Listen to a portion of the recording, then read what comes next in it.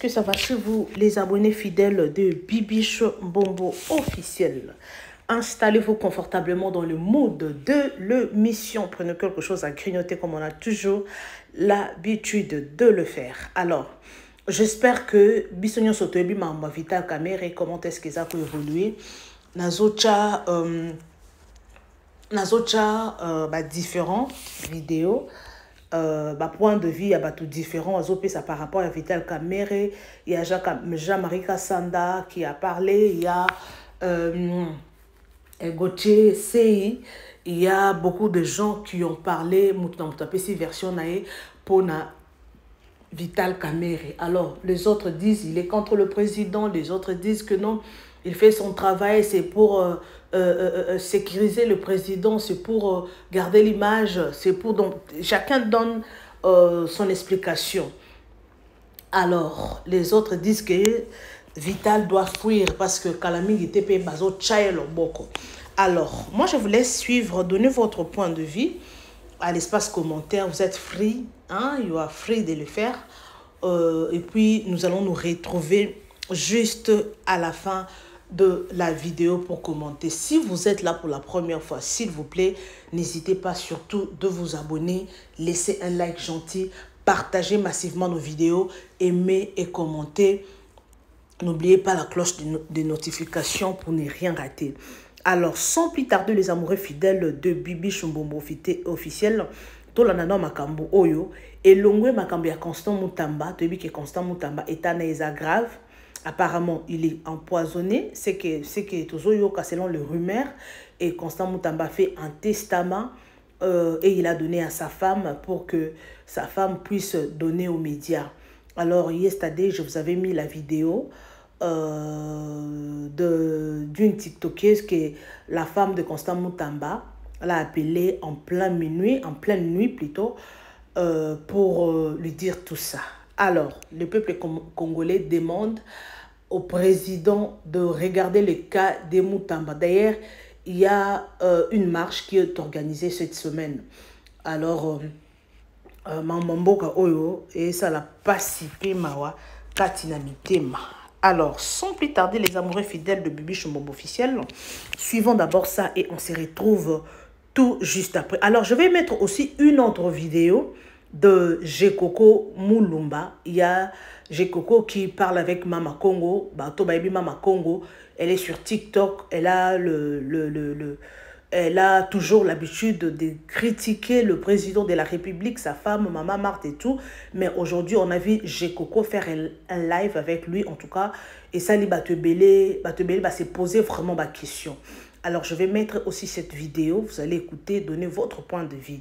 Alors, sans plus tarder, commençons avec la première vidéo.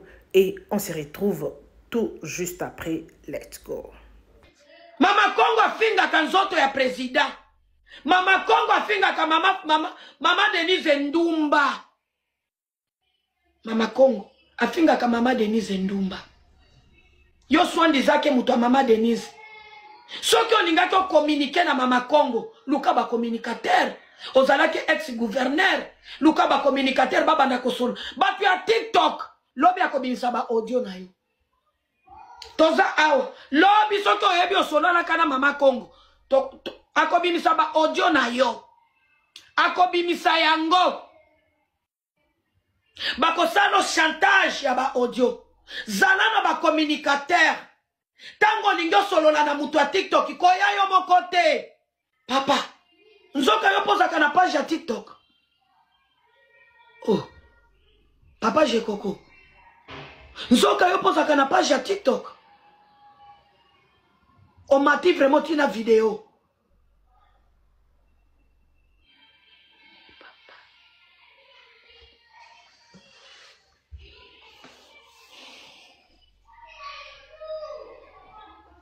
Batu nyonso même Fachi Béton.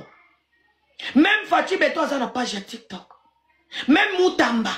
Ba politicien nyonso baza na page ya TikTok. Mais au mona politicien nani amata na live. Omona nani amata na live ati video bafinga te babata makabiso mi kalande toyaka. Biso mi kalande toyaka. Kasi yo ye gouverneur. Omoni lelo bakomi koti on arrange moko na Denis Dichachwa. Denis Dichachwa zo finga yo. Po Denis Dichachwa apostila koza la gouverneur ya Kasai. Yo po komi Denis Dichachwa. Awa siko Denis ako zo finga yo. Toko protejo na nini.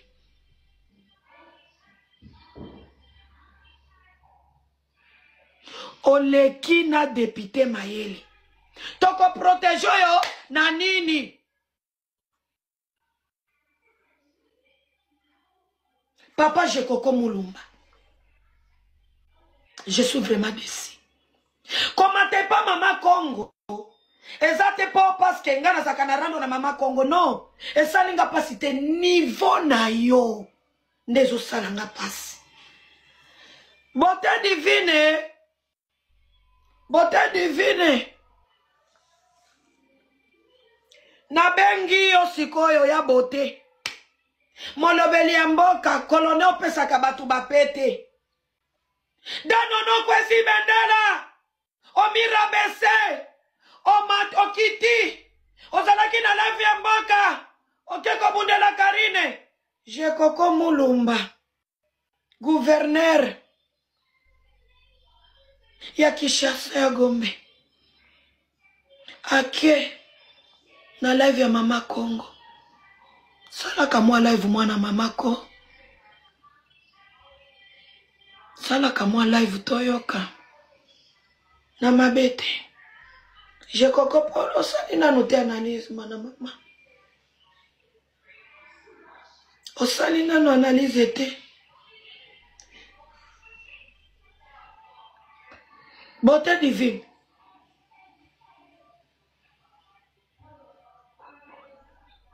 Beauté divine. Danono kwesi bendela. Danono esopio. Okokiri omona kite mutu alia na president na première dame kuna. Omona kite. Akwesi nina kwesi li bendela bendela ou bien pe akwesi bendela.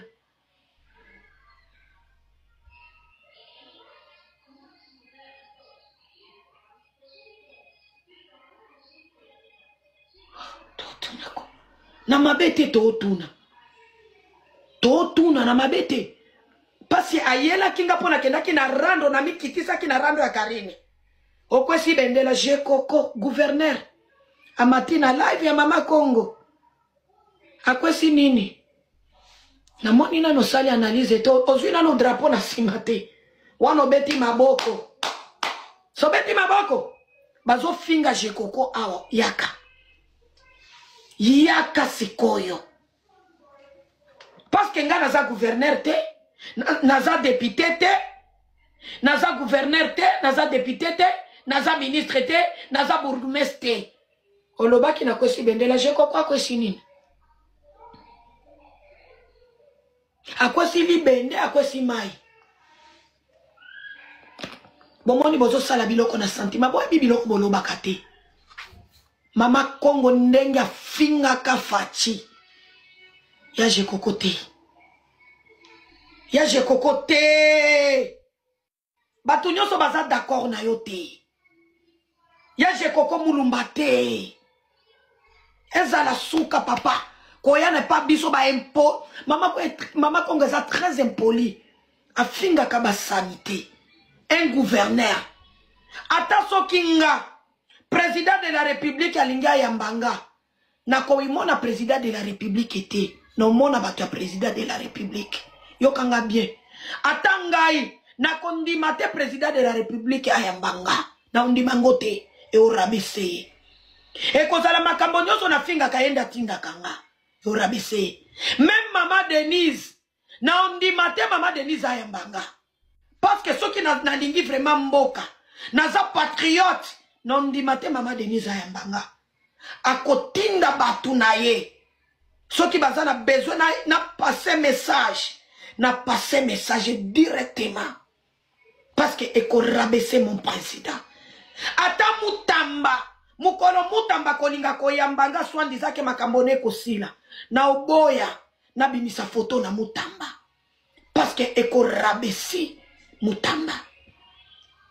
Ok, non, matiso mama bonheur. Eko rabesi Mutamba, eko kitise ba valeur. Même ba député, non yambo bébé, 1 minute. Même ba député, non di mate député abimelanga. Soki nga makambo nyonso na lobaka. Eza batu batinda kabatu kendo ebisada nono boye. Na kondima te gouverneur député, oya sur place et pas nanga. Oya bana tozaka batu enregistrement. Oya batu tozaka des impolis.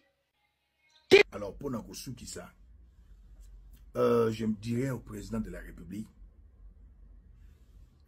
Kabwana na Denis Nyakero, Alinko Yokayote. Kabwana na Denise Nyakero. Alinko Kabwana na Sylvite, Alinko Kabwana Jekokote. Bangonde bacha Denise Nyakero na kisi pour maman na bangwa zanganga. Akanga papa na bangwa meti wana na kisi. Maman wana forme ya zali, papa na kwa kolingete achake na kisi. Quand on dit que dans la parole de Dieu, dans la Bible, quand la parole de Dieu dit que Sarah était belle de taille et de figure. Cela signifie, le contraire, elle avait une mauvaise taille et une mauvaise figure. Elle était vilaine. Voilà. Cela signifie que Basa Kitoko Bazali, na Basa ma be Bazali. Loambo Yemba Yango Pe Zalaka. Il y a des gens qui sont belles, de belles tailles, un bel homme, un vilain. Alors, Monsieur le Président, Boya Denis Nyakero, pour la obéissance, désobéissance plutôt. Une femme a désobéi dans mobile est infidèle. Infidèle est ça qui a bimi dans mobile mususunte. Infidélité est la désobéissance. Denis Nyakero alinko yoka yote. Alinko yoka mutute même ba famille nazo linko yoka te. Azo salir yo na TikTok. Azo salir yo. Yo so mona mwasi molonga ni ya Moïse Katumbi chapo na TikTok. Karine Katumbi, la femme vertueuse et sage. Au son, au mona mwasi ya Igwe na TikTok. Mais comment elle ne se respecte pas, elle ne te respecte pas. Akei, atindi Sylvie, bafunda. Sandra, je l'ai ici. Yozo, ozo kan, makambamboka, Denise dans les futilités. Yango. Yango. Et je vais lire ça. Je vais lire ça. Copie nango yango. Pro Justicia. Yango. Tribunal de première instance du Brabant Wallon. Palais de justice, place Albert 1er, 1400 Nivelles. Yango. Dossier numéro 24, bar 00D. Notice, tout ça. Au nom du roi. Nous, Marielle Piffet, juge d'instruction au tribunal de première instance du Brabant Wallon, demandons et ordonnons, voilà, à tous agents de la force publique d'amener devant nous, à notre cabinet, au palais de justice de Nivelles, les dits Moudimbi Mbala Sandra, né, papa, domicilié, papa, en sa qualité d'inculpé ou de suspect. Yo ozo bunda pona mboka Denis Autinda Sylvie afunda Sandra ya batami ndenge Denis atinda ki jekoko ba utiliser batu ba funda ngai ba ko exposer ngatina photo nanga na police. Je suis recherché jusqu'à aujourd'hui. Une femme désobéissante, c'est une femme infidèle. Boya ye. Et j'en profite, demande à tous les Congolais Obala une femme rwandaise. Nalobi ougandaise. Une femme rwandaise. Boyaye. Les femmes rwandaises ne sont différentes des femmes ougandaises et des femmes burundaises, même sur Baba Nilotique. Les femmes rwandaises sont des femmes désobéissantes, impolies et infidèles. Boyaye. Petit Nangayi Fortuna Bissele, le boya moi sur Naza rwandaise. Petit Nangayi Ngobila boya moi sur Naza rwandaise. Et moi je porte Nazu Angola Moussal Nanzambe. On a Kangi na se et Kangam na likolo. Donc bobo ya ba femme rwandaise touti. bo bengana bango po baza ba femme impoli, ba femme désobéissante, les femmes infidèles. Et s'il était l'instruction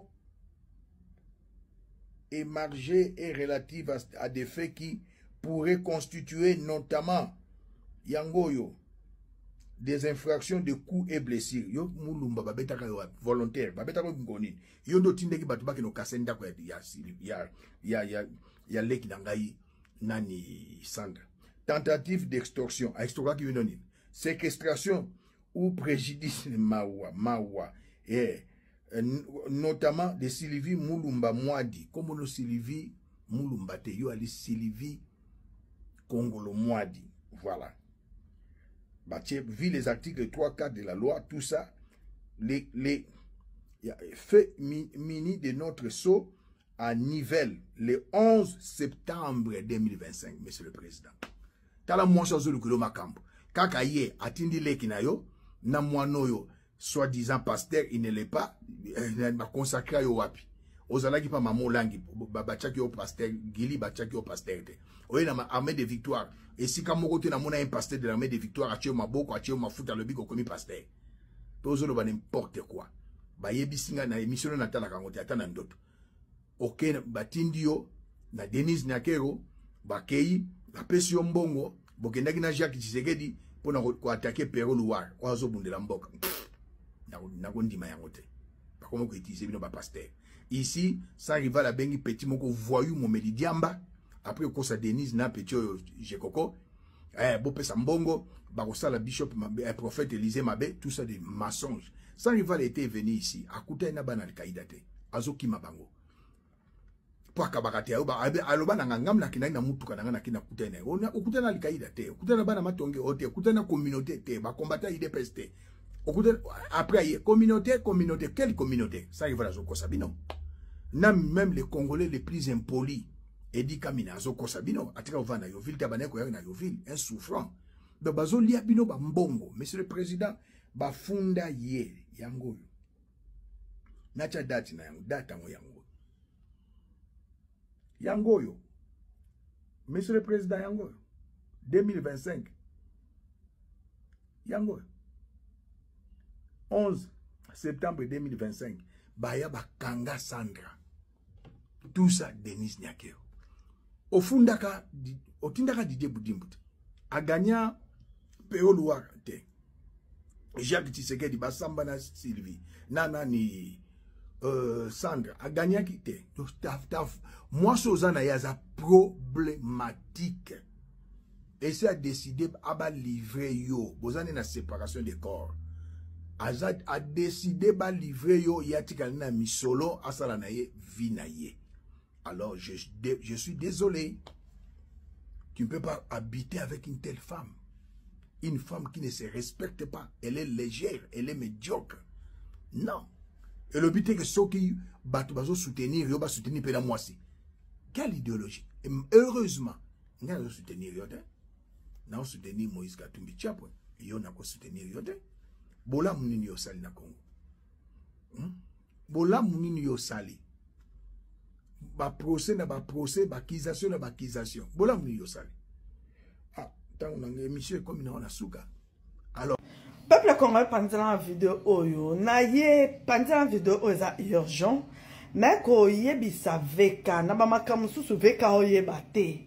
Oh, président Fati a mis Bendi et Panaï. Oh, la bouche autorisée de président Fati, Boyoka. Président Fati, veka bengi président Fati plusieurs fois. Président Fati a beaucoup yamba. Pourquoi? À cause de perroquet oyo. Perroquet. Ce qui présent Fati azo boya koyamba parce que beaucoup na système il y a enregistrement, beaucoup na système il y a ko filmer, beaucoup na système à ko ça n'importe quoi. Deuxièmement, son présent Fati yambi yo. Bo solo li n'a pas sur parole. Mais parole n'est pas sûr. Et tant que président y est pas dans la loi ezali kolona e o ya ko kiko buka ya ngote. Tellement il y a mon corps qui justice n'est pas maladie. Tant que justice est tellement lobby makambo to sango boy président moi loba i ezate moi loba o ezate même chose na makambo mutamba aloba ki ite aloba ki ote. Donc nazo yo ki sayo message Oyo, perroquet azoloba. Ndenge perroquet azoloba boye. Yeba que non, président Fati ayoki. Est-ce que lobby so ko sengi audience oyambo le sous oyambo soute? Parce que liboso kutu aboya ki koyamba yo. Plusieurs fois tu sengi audience bandimi ba recevoir yo. Apesi yo parole nae. Mais azali kolo mibe côté mibe konde mtezali kolo nae. Justice amboka ezo travailler. Mais yoka sikoyo na makambo bosolo laki. Perroquet aeko bimisango na marque nae. Ba mes amours toke boyoka ndenge nini makambo ezoleka toke boyoka bino moko boyoka. La vérité c'est que Tshisekedi est un homme qui ne tient pas sa parole. Hier, Vital a été reçu par Tshisekedi pendant 3 heures. Pendant 3 heures. Séance des notes, Vital est venu voir Tshisekedi sur cette histoire de pétition. Tshisekedi en face des caméras lui a donné sa parole. Il lui a dit cette histoire de pétition, je ne suis pas derrière, ça ne passera pas. Séance tenante. Tshisekedi a pris son téléphone, il a appelé Tony Kankushiku, son cousin. Kamer était assis. Il appelle Tony Chikou, il dit à Tony, Tony Kankou, arrête-moi cette histoire de pétition de Kamer, je ne veux pas entendre ça.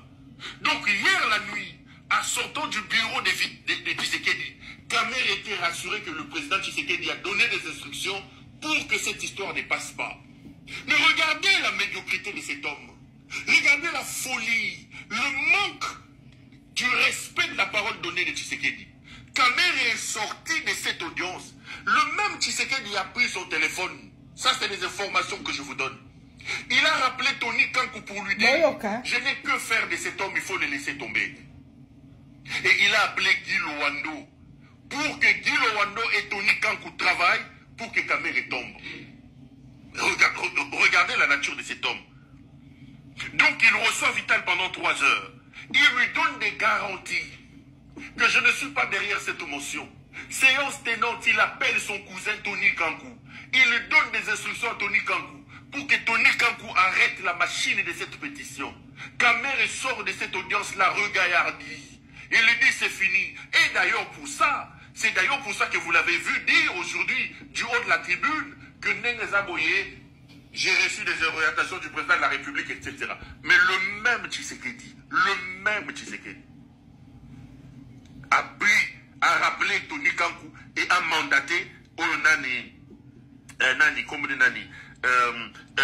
Lowando pour que Bako Issa Vital Kamer. Et Kamer, je ne sais pas qu'est-ce qui se passe dans sa tête. Voilà, Kamer, je crois que au comprendre vidéo oyo, au comprendre, parce que ata ozana bana misala na ndako, otuko solo la bosali réunion. Makambu wana o solo na ba misala na yo. Oke kutango libanda o sepelate. Donc nyonso obo solo li na président yo ye obeteli perroquet na yo li solo. Tant bozo pesa message, bo pesa message pendenge président Fati. À côté la ki on a makambo 100 jours. Il faut pesa la on pe message. Président Fati a comprendre que secret zate c'est inutile. C'est vraiment inutile. Il y a qu'à continuer, il y a qu'à beta ba solo ana. Il y a un moni président Fati comment ko éviter. Donc à cause il y a perroquet oyo. Il y a un président ami benda et pas enayo. Ce que vous allez qui attend secret. Ngeza malamu kitobite nani veka za kana secret makambo ya présidence bimarate ata basololi bona président toujours secret mais tel maison za la secrétaire yaya bye bye koko mboso ki na okosa na intérim d'accord comment penser la vie. Tout est déjà réuni pour que Kamer retrouve la cellule de la prison de Makala parce que on lui reproche d'avoir mal géré ou détourné 400 millions, mais aussi il y a un dossier juteux de près de 100 millions de dollars quand il était VPM de l'économie qui lui attend devant, n'est-ce pas, sur la table, n'est-ce pas, du PG. Donc, le PG a déjà le dossier. Je vous dis que le PG a déjà les dossiers, tous les services ont déjà les dossiers. Et c'est le dossier de 400 millions et celui de 100 millions de dollars. C'est déjà sur la table des services, n'est-ce pas, du PSG. Du PSG, mais aussi des services d'intelligence. Donc à ce stade, Kamere est dans des sales draps. Je crains qu'il retrouve sa cellule à la prison de Makala. Très bien, on va chuter par cette question pour vous libérer, Gauthier. Quel est le message que le régime Tshisekedi ou le président Tshisekedi envoie à ses alliés? Le message Moutamba est clair. a été recruté dans l'opposition. Il a servi le régime. Il a été jugé pour avoir eu l'intention, selon le juge, de détourner le fonds. Il est aujourd'hui incarcéré. Peut-être que demain, après-demain, il sera à Makala. Maintenant, c'est le tour des Kamere, un allié de taille du président Tshisekedi, d'abord à Genève. Et puis, il est passé par tout le soubresaut. Aujourd'hui, il va être destitué. Mais après la destitution, vous annoncez à l'opinion, d'après les informations que vous disposez, qu'il sera devant son juge naturel. Quel est le message que le président Tshisekedi envoie à ses alliés? Un message de méfiance. Ça, je dois être clair. C'est un message de méfiance. Et même ceux qui sont restés avec lui, ils ont un peu peur parce qu'ils se disent, mais est-ce que le chef de l'État ne sacrifie pas ses alliés? Est-ce que le chef d'État ne peut pas protéger? Mais je me rappelle d'une de ses sorties alors opposant sur une chaîne de la place. Ouais. Il avait dit mais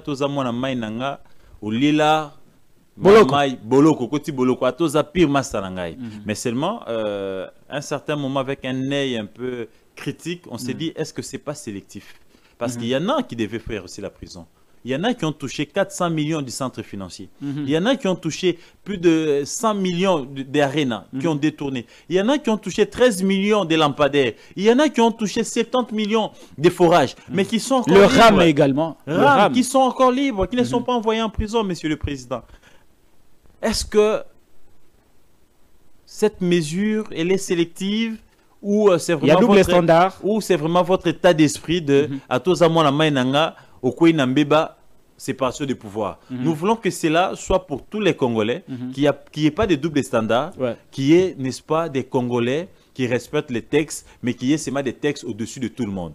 Donc, on voudrait aussi que ceux qui sont trempés, qui bénéficient encore jusqu'à ce jour, n'est-ce pas, de la liberté, je dirais, conditionnelle, alors que ce sont des prisonniers à ciel ouvert, même si aux yeux de l'opinion, ils n'ont plus de crédit. Mais je pense qu'ils devaient quand même répondre de l'exact, mais aussi que la justice essaie de récupérer. C'est l'argent du contribuable congolais.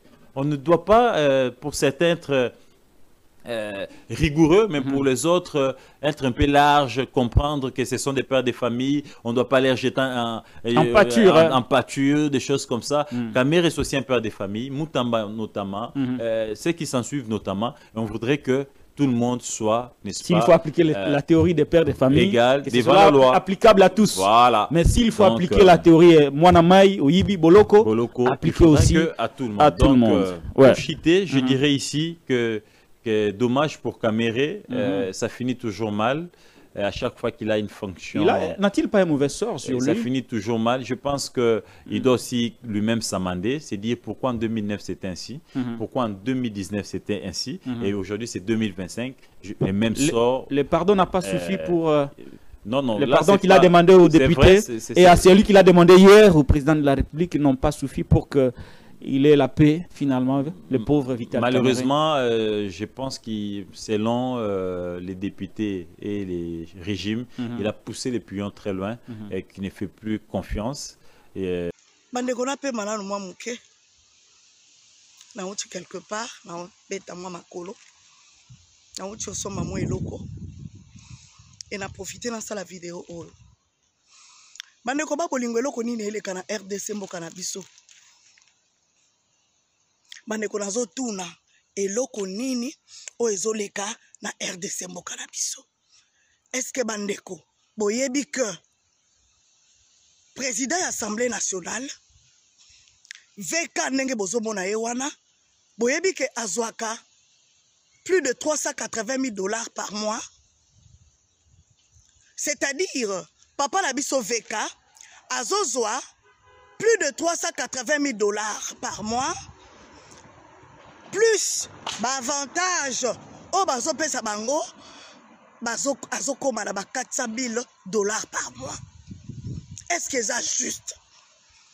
nalobi ba président de l'Assemblée nationale. To bandana na ye moko papa na biso veka. Eloko nini oyo ye ya spécial oyo asalaka na Assemblée nationale po ya zwa salaire koleka congolais nyonso azana RDC mboka na biso. Nalingi na tuna to mekana nuko solola bandeko na nga. Un président de l'Assemblée nationale azokoma na $400,000 par mois. Eza na magie nini nalingi na yeba. C'est-à-dire même lelo oyo papa na biso Vital Kamerhe kei oyo ako remplacer ye akozwa le même salaire ya $380,000. Soki toche ba emolimo toche ba avantage peu importe soki ngeni ba bengaka yango bazokoma kala ba $400,000 par mois, plus que même 400,000. Et ça, la wapi na mboka nini. Et puis, la lingena lingana yeba président Assemblée nationale, azali spécial, plus que ba Congolais nyonso. Est-ce que président Assemblée nationale, azali important, to aza spécial, plus que ba enseignant na biso, plus que ba policier na biso, plus que ba militaire, plus ba docteur na biso? Et là, on les oleka. Bandeko ba jeune nyonso bozo mona o bazaka na Congo. Boyebi ngandeko na bino mwasi na kenaka Congo boyebi na kenaka Congo mbalebele. C'est-à-dire mutu ko betela nga lisolo ya Congo te parce que ngai na sillonné presque Congo wana mobimba. Vous le savez. C'est-à-dire les gens souffrent bandeko ba bolingo. Bon imaginez que biso batoto ane lokote. Mais à chaque fois tozo kende Congo toye la cabine ba vidéo te parce que toza bato matalana te. Boye binga mama Mido, je fais ma petite vidéo, je vous envoie dans un téléphone à la cabine boye to boye. Oh je suis allé quelque part, je na suis photo dans quel restaurant soki ni boye binga bido kwa na zala nango te. Et boye binga ina zala toujours pembe dia petit peuple boye bi. Bomona ngana ba moto, bomona ngana ba condition nyonso. Mais na ebi ba na poto ebele na ebi pe ba journaliste ebele ba ke monde na poto pona na ba mona eli kola moto pona ye sopa omi mona e grand prêtre décomplexé. Peuple congolais na lingina tuna $400,000 par mois au président Assemblée nationale azozwa eza po ya zanani depuis veka comme président Assemblée nationale na lingina tuna bino eloko ni veka sala loi nini ya malonga oya voté. Le pays est en guerre, boyebiango. Congo est en guerre. La RDC est en guerre, bande konangai contre barere. Et lo konini oyo veka salia spécial. Ba député o bisoto voté. Rôle ya député zani. Député za représentant à peuple. Azana katia parlement pour défendre peuple oya voté. Aye baba passi à peuple. Aye baba pasi nini population oya voté azana yango a créé ba nouvelle loi où ezeli avantage ya population to ya peuple oya voté yé mais ba député na biso tant makena na parlement ba lobi que ils sont votés par nous mais na kobi ko yebisa bino nde na yebisa bino ke ebele ba vota bango pa peuple te ba yebi ndenge nini ba se retrouver kuna malheureusement soko za mbongo ebele ozali na ndeko ya toboye oko se retrouver comme na député alors bato yo biso yo otozanga bato nana olobela biso okoma député ndenge nini et puis ba député yango bandeko ba bolingo oyo soi-disant biso to vota o ba se retrouver kuna bakei kuna bakanga misu. Est-ce que les solo oyo ya $380,000 au président de l'Assemblée nationale azozwa ils sont au courant de ça ou pas? Yango na lingina tuna veka sali nini depuis comme président de l'Assemblée nationale bandeko ba bolingo il faut to boye eloko oyo. Président de l'Assemblée nationale jamais akoki kokoma na plus de $20,000 et c'est impossible. Mongo ebele boye na likambo nini akoki pas même kokoma na plus de $20,000 lokola salaire na ye et zalaka te akomi na $400,000 par mois na ndenge nini so bolobi nango mama eza ba fausse information bakosi combien yo yebisanga za fausse information yo yaka prouvenga ke onga na lobeza lokuta yako prouvenga que mama biloko yo yoki wana eza ba raconteur ndeko biso tunanga mama yo vérifie yango na olobe yango na conditionnel toluki information toyoki na batu nyonso otomeki kotuna bandeko ba bolingo bozola nanga bango nyonso presque zoka kaka ba 300 ba 380 ebo bazobeta munoko ozotuna ba député okomo etuna bango lobi est-ce que ça vrai 380 ozomona muto okoloba no polele boité mais moi 2 ou 3 otuni bango oye ko comprendre que non makambo toyoki ya ba 380 ya ba 400 000 eza vrai ya mona ekoloba que peuple congolais to ko tolérer lisusu te Congo et comme on dirait batu moko boy ba prendre biso en otage ezalaka te. Comment président assemblée nationale a que cause na 400 000 donc les loso qui veut kalongwe oya ko remplacer ye par ozalaka na plus de 400 000 par mois et bon ba fonctionnaire la biso. Topesi kutu bokonza mboka merci beaucoup. Lelo oyo soko tangi komba fachi béton liboso ba policier liboso ba militaire bande ko ba obako ne kulusu. Siko lelo oyo ba enseignant na biso.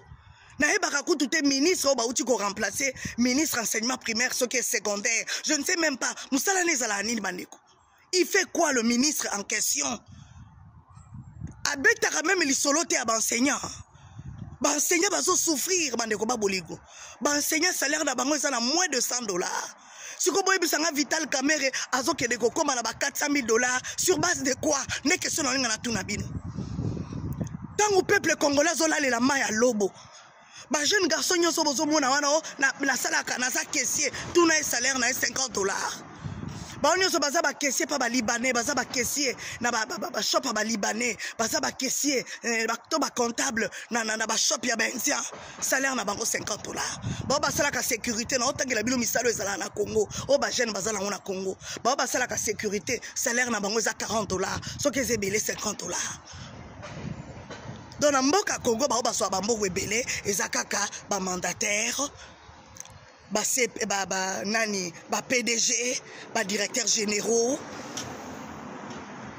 ba tuana boyebi ba ngonde bazozwaka ba salaire ebele ba DG ba CPA ba nani ba ngonde bazozwaka salaire ebele.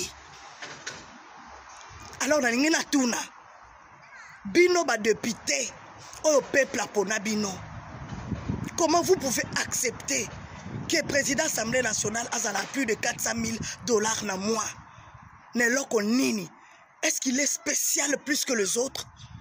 Aza très spécial plus que les Congolais Moussousou? Aza très spécial plus que les fonctionnaires à l'État?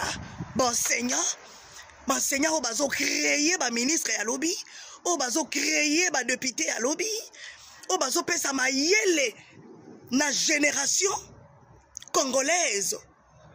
Hein? Na jeunesse congolaise, peuple congolais, et l'autre eleka. Congolais nyonso de partout aux alliés. Il faut telemela eloko oyo. Il faut bakita. Président Assemblée nationale salaire na ye, so que c'est belé, il faut ezala $10 000. So qui 10 000 tête en sous 12. Asuka wana koko keneli kolo, il y a $12 000 té. Ça c'est dit n'importe quoi je dis. Depuis mon commis ma président de l'Assemblée nationale, loi nini oyo bino bo créer n'avantage, na faveur ya peuple, rien du tout. Mais vous êtes là, tala ba makango ebele, ko changer ma voiture, ma jeep. Yoka ba cortège. Ya makambo oyo nazoloba. Na Congo na biso batala ka juste l'intérêt na bango. Mutota la ka juste intérêt à poche na ye. Intérêt na ye. Et loko continue à lobby ba député na biso loi nini oyo bango ba vota pour na intérêt à peuple. Oui, aujourd'hui on peut parler de Mutamba, botika Mutamba, aibité, bo libérer Mutamba. Siko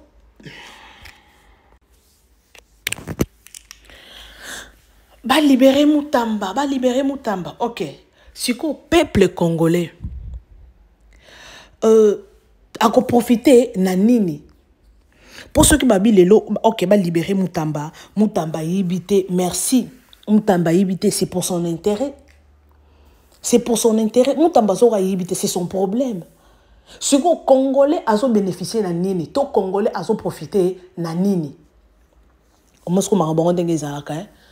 en tout cas ba député bazo déclarer ba bakisi la bango mbongo ba bakiseli bango on dirait $5,000 ba bakiseli ba député na au-dessus à salaire na bango si ko ba bakisela ba député ba fonctionnaire ba loba nini ba soldat ba loba nini ba enseignant ba loba nini gratuité zala ki awa ba longoli gratuité mais ba bakisela ba député mbongo mais finalement mbongo ngo ezokende mbokango ezokende wapi soki bongo eloba nango ata garçon mo tote kaka mbokango to kabolango muke parce que boy ça ne va pas parce que boy ça ne va pas c'est le peuple c'est les Congolais qui souffrent Congolais d'azo souffrir Congolais azo na mboka na Congolais azo enjoy mboka na été Congolais azo lela na kati ya mboka na moko franchement ça fait mal président Talaka Oyo Muto nyonso azosala eloko na intérêt na yemoko na intérêt ya poche ni président longola bango nyonso toute personne o azosala bato nyonso bazoyiba omona bango na bazo enjoy na basi bazaso ma 40e bureau tala basi ba makangu par-ci par-là ezambongo mboka mais il y a des gens qui travaillent dur pour la nation bato na ba bénéficier. En tout cas, ndenge basali mutamba, basala pe mutu nyonso. Oyaza mutamba kutazaki na intention ya koyiba, bakangi, siko bato bayiba déjà. Donc ba okende na makambo malembe, président Fachi soki ezaka lire oyo. Nde okosala bato nyonso, ekozala malamu mingi. Soki ezaka lire nde kokanga bato nyonso, ekozala malamu mingi pona mboka na biso Congo. Congolais il faut enjoy mboka na ye. Mbonge zaka babakse bango 10 000 ba détourner 200 000 ba détourner ba millions il y a que des millions qui sont détournés siko mbongo wane kozonga na kesa leta ndini